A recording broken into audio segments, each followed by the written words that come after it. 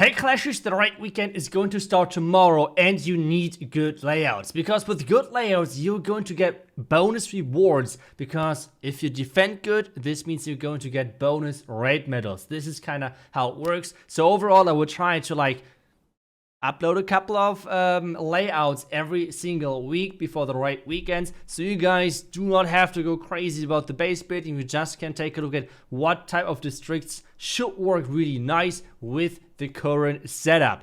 And that's pretty much the idea of this video. And if you like videos like these, make sure to use the creator code when buying offers, gold pads, or anything in the shop in-game. And as I said, if you like this channel and want to support it, make sure to use code ITZU. It's really, truly appreciated. Thank you so much for all of the support over the last couple of days. And I really hope that those raid weekends is going to be a lot of fun for you guys. You can see it in game. When you're going into the events tab, you can see the exact countdown. So when I'm recording this video, it's like 1 day and 15 hours still left.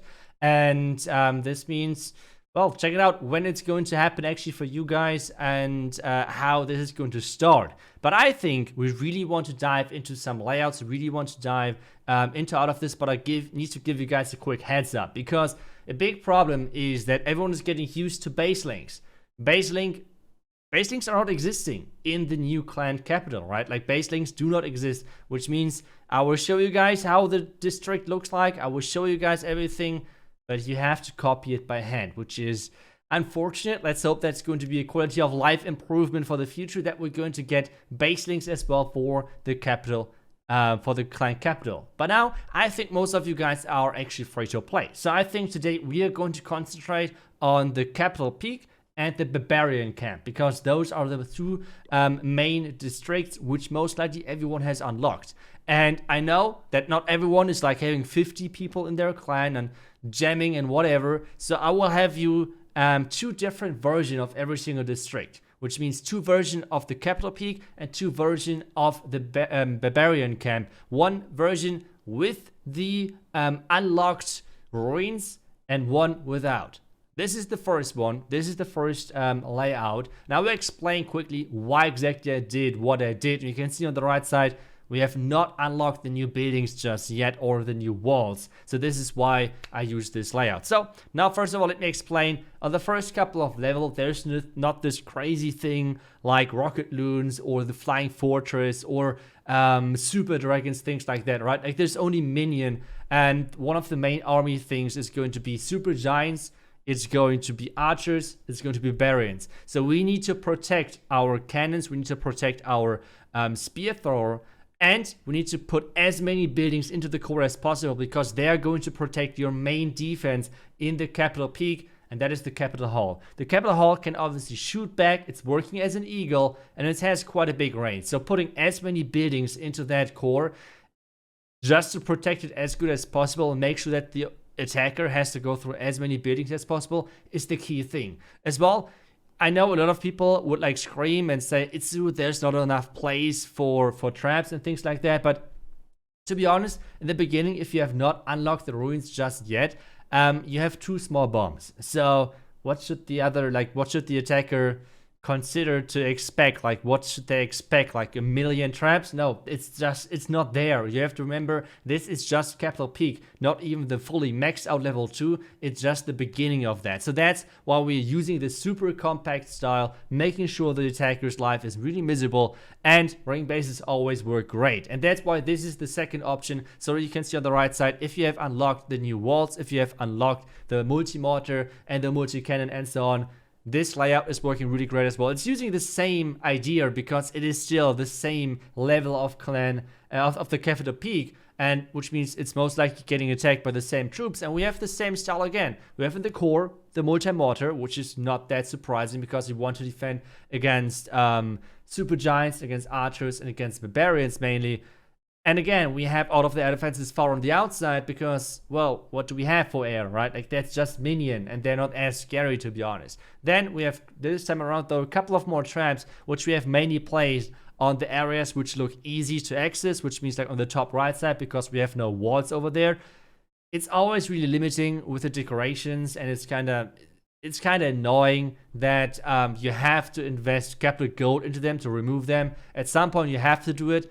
but in the early stages, it's definitely not worth it to do so. So that's exactly the reasoning why we have this really core, really stacked capital peak as well for this other layout. We have a couple of the outside buildings spread around to make sure that the deployment area is not getting increased that quickly, and they have to kind of work for it at least a little bit. And as well, all of those defenses are spread out to make sure that they're covering as many non-defensive buildings as possible. And otherwise, that's pretty much the idea of the setup. Ring base, I mean, you guys know it from the home village, ring bases are really annoying to attack. And that's why we're going to take a look at the barbarian camp. The barbarian camp, you can see it as well. You do not have a lot to work with. And again, this is the layout. And as for all of them, make sure to screenshot them so you can copy them really nice and easily, because as I said, there is no base links. For this barbarian camp, you have really little to work with, and it's really tricky to like come up with something crazy, because as I said, there is not that much you can work with for this district in the beginning. That's again, we try to make sure that we're protecting our buildings with air defenses as well. You do not have 50 buildings to place around this time around. You have to kind of like work around that, but yeah, it is really limiting as well, because again, there is so many decorations staying around, so you cannot really go into one of the corners as you would have liked to, for example. So that's kind of tricky. So you really have to use like the water for one side protection. Yes, some people could place their minions over there, but that should be that big of a deal, because we're using kind of the capital, the district hall as a tank, because it's getting you 1 star, but you need your 3-star anyway. So whatever, they can just take it. We don't care too much. It's totally fine. But that is the first thing. So let's unlock the last remaining building, so we can take a look at now a level 1 barbarian camp, but this time around though it's maxed. And we can see we have way more walls, way more buildings, so we can work around that way better. This time around though, we're trying to like split the multi-mortars on both sides of the district hall, because the district hall is, yes, it's a non-defensive building because it's not the capital hall, but at the same time it has a lot of hit points. And with that, we can protect it like with the multi-mortars, because I think they're really important in the beginning. If someone is trying to snipe our multi-mortar with minion, we have the air bombs over there. You really don't have a lot of traps in the beginning on this district, so you really have to use them wisely. And I feel like minion on this one should work really great. The mortars, as I said, being one of the key defenses, really nice in the core. Just split up around the town, like the district hall.